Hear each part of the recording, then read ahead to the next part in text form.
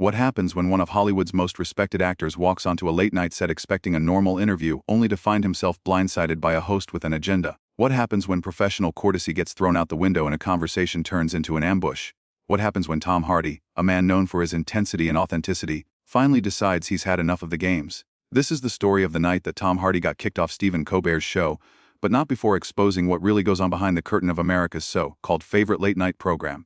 Before we get into this, make sure you hit that subscribe button and drop a comment below telling me what you think about what went down. Trust me, you're going to want to be part of this conversation. The audience at the Ed Sullivan Theater was buzzing with anticipation.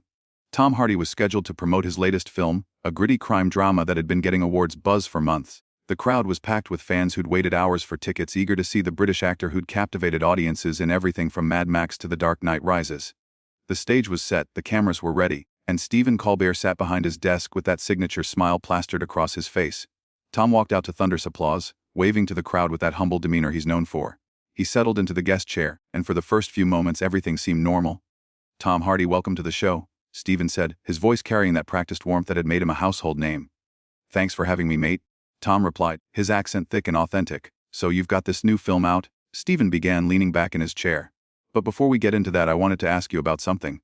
There's been some talk about your political views, or rather your lack of political views. You seem to avoid talking about politics entirely. In this climate, don't you think that's a bit, irresponsible?" The question landed like a brick through a window. Tom's expression shifted just slightly, a flicker of confusion crossing his face. "Well, Stephen, I'm an actor," Tom said, measuring his words carefully. "I tell stories. I don't think it's my place to tell people what to think politically. I respect that everyone has their own views." Sure, Stephen said, nodding, but in a way that suggested he didn't actually agree at all. "But you have a platform, Tom. Millions of people watch your films. Don't you think you have a responsibility to use that platform to speak out about important issues? Or are you just comfortable staying in your comfortable bubble?" There was an edge to that last part, a subtle accusation wrapped in the guise of a question. The audience, which had been warm and welcoming moments before, grew quieter. Tom shifted in his seat. "I don't think having political opinions makes someone better or worse. I think what matters is the work you do and how you treat people. I support various charities. I work with organizations that help veterans and the homeless. But I don't feel the need to broadcast my political leanings to validate that work." "Interesting," Stephen said. And the way he said it made it clear he found it anything but interesting. "So, you're taking the safe route, the commercial route. Don't want to alienate any potential ticket buyers. Is that it?" "That's not what I said," Tom replied, his voice still controlled but with a harder edge now. "I'm saying I don't think actors need to be political pundits. That's not our job, right? Just entertain us. Don't make us think," Stephen said with a laugh that didn't reach his eyes. "Although your new film is pretty violent. Lots of guns, lots of blood. Don't you worry that putting that kind of content out there, especially right now with everything going on, might be sending the wrong message?" Tom's jaw tightened. "It's a film, Stephen. It's fiction. It's a story about the consequences of violence, not a celebration of it. If you'd actually watched it with any attention, you'd understand that the entire point is showing how violence destroys lives." "I did watch it," Stephen shot back, his smile fading. "And what I saw was 2 hours of gratuitous action that could easily be seen as glorifying the very thing you claim to be criticizing. But hey, it looks cool, right? That's what matters." "Now hold on," Tom said, leaning forward. "You're completely missing the point of the film. The protagonist loses everything because of his choices, his family, his morals, his soul. The violence isn't there for entertainment. It's there to show the horror of that lifestyle." "Sure, but it's shot beautifully, isn't it?" Stephen pressed. "All those slow-motion sequences, the stylized cinematography. Come on, Tom, you can't tell me that's not designed to look appealing. Art can be beautiful and tragic at the same time," Tom countered, his patience clearly wearing thin. "Just because something is well-crafted doesn't mean it's endorsing what it's depicting. That's filmmaking 101, mate." "Mate," Stephen repeated, mimicking Tom's accent in a way that came across as mocking.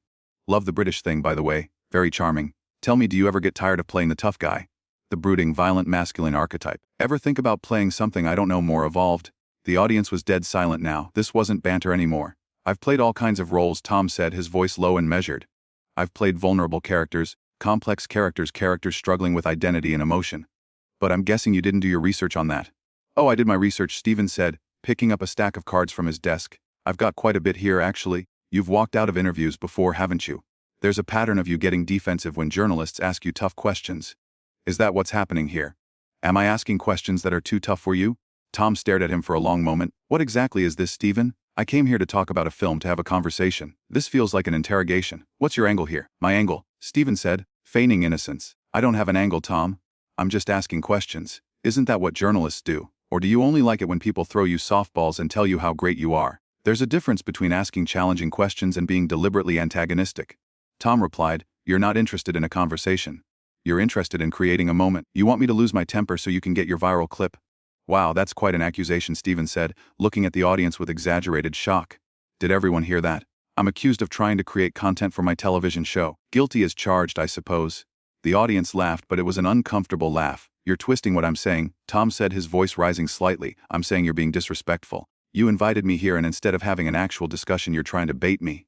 Bait you? Stephen leaned forward, his expression hardening. Tom, you're a big boy, you can handle a few questions. Or maybe you can't. Maybe that's the problem. Maybe behind all that tough guy persona you're actually quite fragile. Fragile? Tom repeated, shaking his head. You don't know anything about me. I know you don't like being challenged, Stephen said. I know you walk out when things get uncomfortable. I know you hide behind this working-class everyman image while living in mansions and making millions. That's enough, Tom said, standing up from his chair. I'm not doing this? Oh, here we go, Stephen said, gesturing to the audience. Right on schedule. The walkout? How very authentic of you, Tom. You're a bully, Tom said, pointing at him. You sit behind this desk with your audience and your writers and your power, and you use it to belittle your guests. This isn't comedy. This is just cruelty dressed up as entertainment. Sit down, Tom, Stephen said, his voice cold now. You're embarrassing yourself. No, you're embarrassing yourself. Tom fired back. What happened to you, Stephen? You used to actually care about the craft. Now you're just another hack trying to score points with your audience by tearing people down. The audience gasped. Get him out of here. Stephen said to someone off stage, we're done. Get him out. Security appeared from the wings, but Tom held up his hands. Don't worry, I'm leaving, he said. But let me tell you something, everyone watching at home. This is what happens when you don't play their game. When you don't bow down and kiss the ring, they turn on you. They try to humiliate you. You need to leave now, Stephen said, standing up from behind his desk. This is my show, and I'm telling you to get out. Gladly, Tom said, ripping off his microphone and tossing it onto the chair. Tom started walking off the stage, but Stephen wasn't done. At least I'm not a coward, Stephen called out, his voice echoing through the theater. Tom stopped in his tracks. He turned slowly and the look on his face made everyone in that audience hold their breath. What did you just say? Tom asked, his voice dangerously quiet. You heard me, Stephen said, walking around from behind his desk. Now, you talk about authenticity, about being real, but the moment someone challenges you, the moment someone doesn't worship at the altar of Tom Hardy, you run. That's cowardice. Tom walked back toward the stage and you could feel the tension radiating off him. You want to call me a coward? Me? You sit here in your safe little studio surrounded by people who agree with everything you say and you have the audacity to question my courage. I'm not the one running away, Stephen said, crossing his arms. I'm standing right here. You're standing behind a corporation, behind a network, behind lawyers and producers. Tom shot back. You don't stand for anything except your own ego. This whole self-righteous act you do, pretending you're some kind of moral authority. It's pathetic, says the guy who won't even state a political opinion. Stephen retorted. You know what that makes you, Tom? Spineless. You're so worried about your brand, your image, your precious career that you won't take a stand on anything that matters. I take stands every day, Tom said, his voice rising. I just don't do it on television for applause. I don't need validation from strangers to know I'm doing the right thing. But you need this, you need the crowd, the cameras, the approval. Without it, you're nothing. The audience was completely silent now. Some people looked uncomfortable. Others were leaning forward, completely absorbed in what was unfolding. You don't know me, Stephen said, but there was something different in his voice now. Something defensive. I know exactly who you are, Tom said. You're every insecure bully I've ever met. You punch down and call it comedy. You attack people and call it journalism. You hide behind satire so you never have to be accountable for the damage you do. Damage. Stephen laughed, but it sounded forced. Oh please, you're a millionaire actor. What damage could I possibly do to you? It's not about me, Tom said. It's about every guest who comes on this show thinking they're going to have a conversation only to realize they've walked into an ambush. It's about the people in your audience who learn from watching you that cruelty is acceptable as long as it's entertaining. It's about the culture you're creating where tearing someone down is more valued than building them up. That's rich coming from someone who makes violent movies, Stephen countered. There you go again, Tom said, shaking his head, deflecting, changing the subject. You can't actually defend your behavior, so you attack mine. It's transparent, Stephen. Everyone can see it. The audience seems to be on my side, Stephen said, gesturing around the room. Are they? Tom asked, looking directly at the crowd. Or are they just uncomfortable and don't know what else to do? Look at them, Stephen. Really, look at them. They're not laughing. They're not cheering. They're watching you bully someone, and they're wondering if this is who you really are. Several people in the audience shifted in their seats. Some looked away. Tom had it a nerve, not just with Stephen but with everyone watching. You need to leave, Stephen said again. But there was less authority in his voice now. I will, Tom said. But first, I want to know why. Why did you bring me here just to attack me? What did I ever do to you? You didn't do anything, Stephen said. And for just a moment, his mask slipped. That's the problem. You get to just exist in this bubble where nothing touches you. You don't have to take sides. You don't have to risk anything. Some of us actually care about what's happening in the world. So, this was punishment. Tom asked. You decided I needed to be taught a lesson. Who made you the teacher, Stephen? Who gave you that authority? I have a platform, Stephen said. I have a responsibility to use it to humiliate people. Tom asked, that's your responsibility, that's what you think this show should be. I think this show should hold people accountable, Stephen said. Accountable for what? Tom demanded. For not sharing your political views, for not performing the way you want me to perform, for being human instead of being your puppet. For being part of the problem, Stephen said, his voice getting louder. For sitting on the sidelines while the world burns, for making millions of dollars and contributing nothing meaningful to society. This you don't know what I contribute. Tom said, you have no idea what I do with my time, my money, my energy, but you've decided in your infinite wisdom that because I don't broadcast it, it doesn't count. That's not journalism, Stephen. That's judgment, and you're not qualified to judge me. I'm not the only one judging you, Stephen said. Everyone watching is judging you right now. Let them, Tom said. I'd rather be judged for staying true to myself than praised for being a performing seal. You want me to dance for you, to say the right things, to check all the boxes that make you feel good about yourself. I won't do it. I refuse to play that game 70 and VFR 5. Then you don't belong on this show, Stephen said flatly. Finally, something we agree on, Tom replied.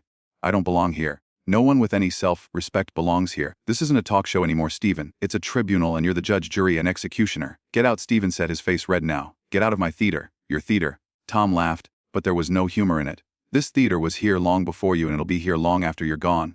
You're just borrowing it, don't forget that. Security, Stephen called out again, louder this time.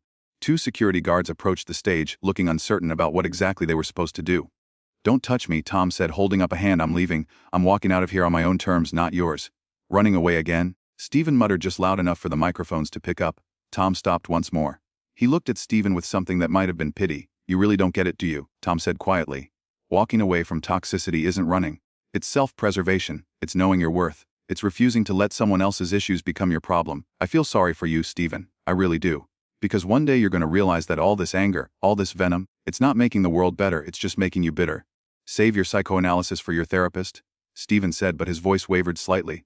I don't need a therapist to see what's happening here, Tom said. You're miserable, and you want everyone else to be miserable, too. That's what this is really about. You can't stand seeing someone who doesn't play by your rules, who doesn't need your approval, who's actually at peace with themselves. It threatens you. You think you're at peace? Stephen asked, almost sneering. You think walking out of here makes you some kind of hero? I don't think I'm a hero, Tom said. I'm just a person who knows when enough is enough. And this right here is enough. He turned to walk away for the final time, and this time Stephen let him go.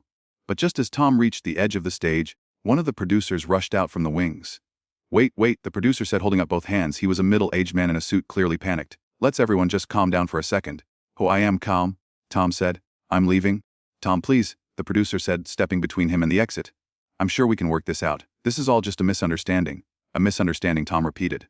Did you not just watch what happened? Your host attacked me from the moment I sat down. Stephen was just doing his job, the producer said, glancing nervously at the cameras that were still rolling. Sometimes interviews get a little heated, but that's what makes good television. Good television, Tom said, his voice rising. Ambushing your guests and humiliating them for ratings. Nobody's trying to humiliate anyone.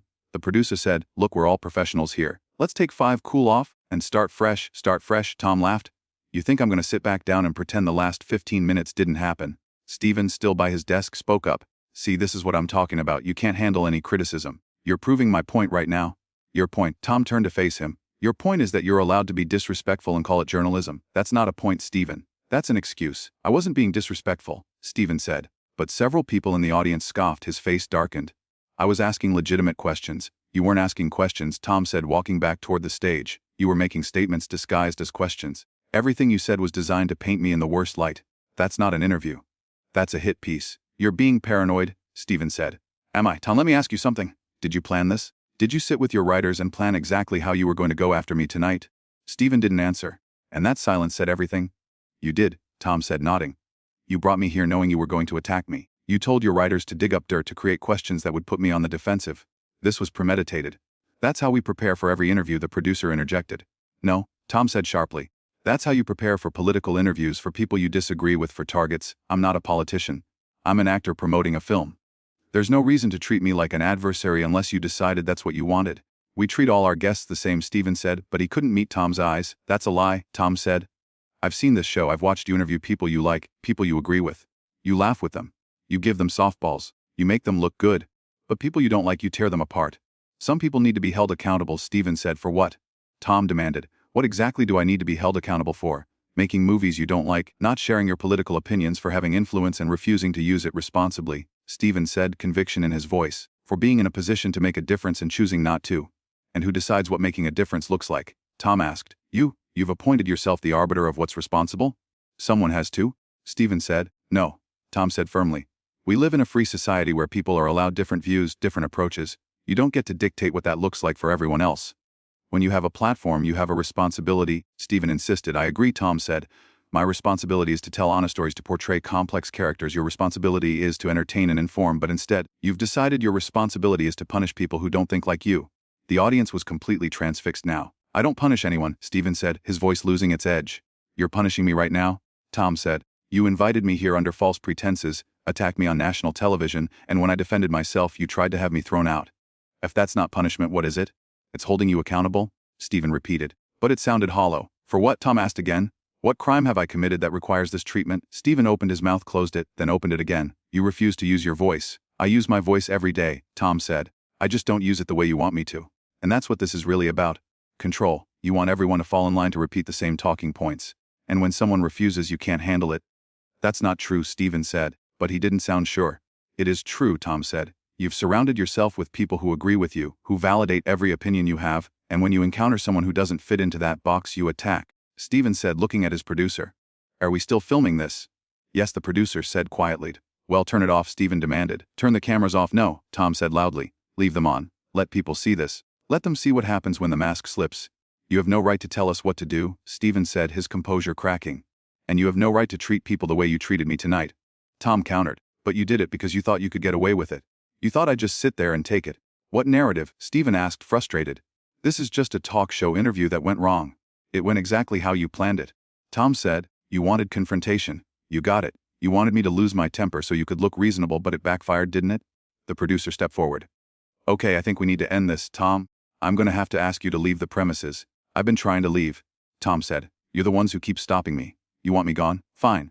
He looked directly into the nearest camera. If you're watching this, don't let people treat you the way I was treated tonight. Don't let anyone tell you that you have to think a certain way or perform for their approval. You have a right to your own thoughts, your own beliefs, your own path. That's enough, Stephen said weakly. It's never enough for you, is it? Tom said. There's always one more question, one more accusation, one more test, but I'm done playing your game. He started walking toward the exit, and this time no one tried to stop him. The producer said the security guard stepped aside. Even Stephen just stood there silent. But just before Tom disappeared backstage, he turned one last time. You know what the saddest part is? Tom said. You used to be good. You used to challenge power who spoke truth. But somewhere along the way you became the thing you used to fight against. You became the bully and you don't even see it. Stephen didn't respond. He just stood there as Tom Hardy walked out of his show for the last time. The audience sat in stunned silence. The cameras kept rolling, capturing every uncomfortable second. The producer frantically signaled to cut to commercial, but the damage was done. And that's how Tom Hardy got kicked off Stephen Colbert's show, except he didn't really get kicked off. He walked off with his dignity intact, having said everything that needed to be said.